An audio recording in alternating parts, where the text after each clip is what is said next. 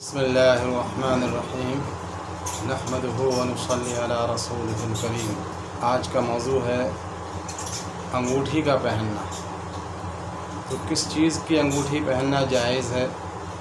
اس سلسلے میں سب سے پہلے عرض یہ ہے کہ عورتوں کے لیے سونے اور چاندی کی انگوٹھی پہننا یہ جائز ہے، اور مردوں کے لیے صرف چاندی کی انگوٹھی پہننا جائز ہے۔ بقیہ جو اور دھاتیں ہیں جیسا کہ لوہے کی انگوٹھی ہو یا پیتل کی انگوٹھی ہو یا رانگے کی انگوٹھی ہو، ان سب کا پہننا جو ہے نا وہ مکروہ تحریمی کے درجے میں ہے۔ بعض لوگوں نے تو اس کو حرام کا درجہ دیا ہے، جیسا کہ شامی کے اندر عبارت موجود ہے کہ وَالتَّخَتُّمُ بِالذَّهَبِ وَالْحَدِيدِ وَالصُّفْرُ حَرَامٌ، یہ صفحہ نمبر 517 زکریہ میں شامی کے اندر جو ہے نا یہ عبارت موجود ہے۔ بہرحال زیادہ تر علماء نے اس کے لیے مکروہ قرار دیا ہے، جیسا کہ فتاوی ہندیہ کے اندر ہے کہ وَيُكْرَهُ لِلرِّجَالِ التَّخَتُّمُ بِمَا سِوَى الْفِضَّةِ وَالتَّخَتُّمُ بِالذَّهَبِ حَرَامٌ فِي الصَّحِيحِ،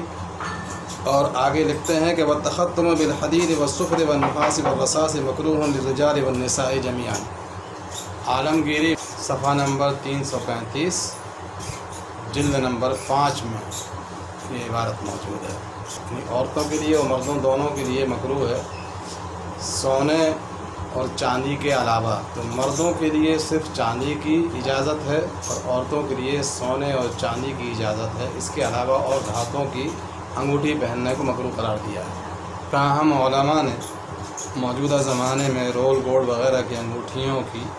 اجازت دی ہے عورتوں کے لیے، کیونکہ عورتوں کے لیے لوہے، تانبے، پیتل اور جس کے علاوہ ان کے لیے تمام ہی دھاتیں مباح قرار دی ہیں۔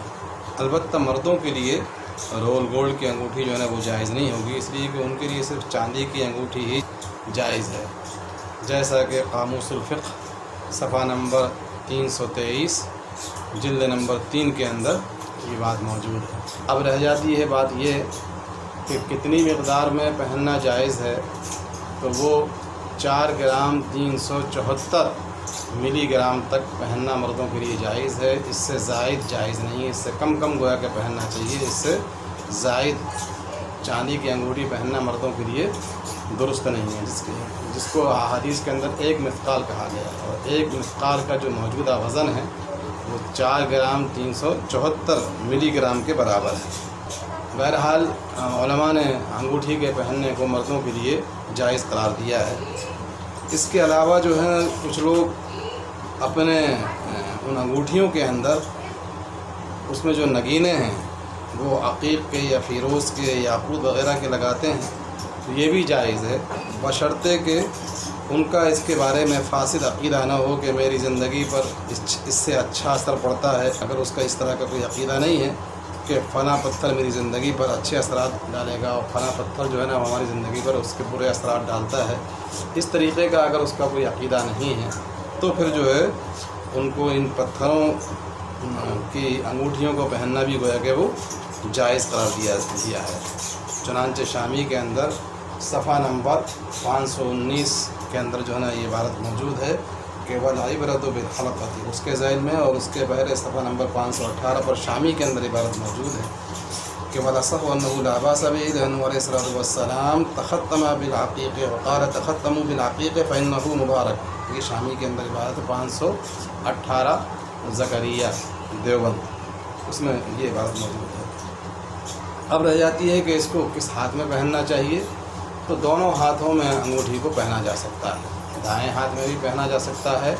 اور بائیں ہاتھ میں بھی پہنا جا سکتا ہے۔ تاہم اگر جو ہے اس پر اللہ کا نام لکھا ہوا ہے تو پھر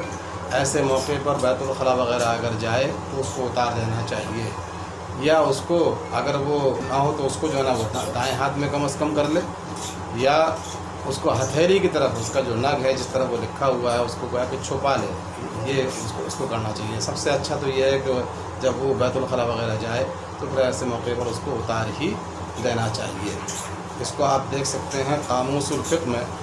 صفحہ نمبر 321 سے لے کر صفحہ نمبر 324 تک، یہ